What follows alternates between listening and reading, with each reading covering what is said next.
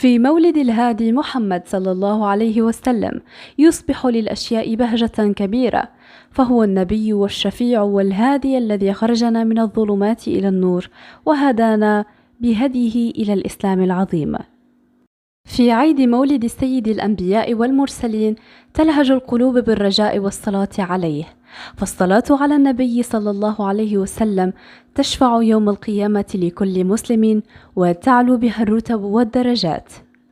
كل عام وأنتم بخير وعافية، كل عام وأنتم تستظلون بظلال الإسلام والقرآن وسيرة النبي العربي الأمي الذي اختاره الله ليحمل رسالة الإسلام للعالم. كل عام وأنتم بخير بمناسبة المولد النبوي الشريف، نسأل الله أن يجعلها أياما مليئة ببركة والسعادة. بمناسبة مولد النبي محمد صلى الله عليه وسلم نسأل الله أن يبارك لنا وللعالم أجمع، وأن يجعلنا من الذين يتبعون سنته الشريفة. إن المولد النبوي الشريف ليس مجرد احتفال شكلي، بل هو مناسبة تذكيرية تهدف إلى إحياء سيرة وتعاليم النبي محمد صلى الله عليه وسلم. إنها فرصة لنتعرف على القيم والأخلاق التي دعا إليها نبينا محمد صلى الله عليه وسلم.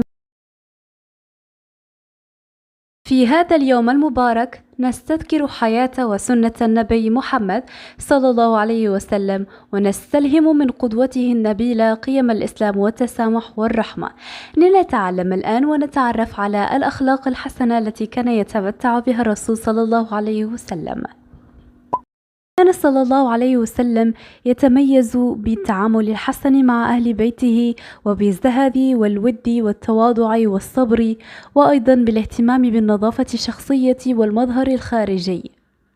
كان صلى الله عليه وسلم بشوشا يتميز بالبشاشة ويبتسم في وجه أي شخص يراه. كان أيضا مميزا باللين مع الأطفال وبالرحمة وحسن الكلام والتهادي والحرص على صلة الرحم، كما أنه كان شجاعا ومتسامحا. بمناسبة مولد الرسول الكريم نتمنى للجميع عاما مليئا بالخير والسعادة والسلام، كما ينير القمر ليلة المولد. نسأل الله أن ينير حياتنا بنور التوجيه والهداية في هذا العام الجديد. أشرقت نفسي بنور من فؤادي حينما رأى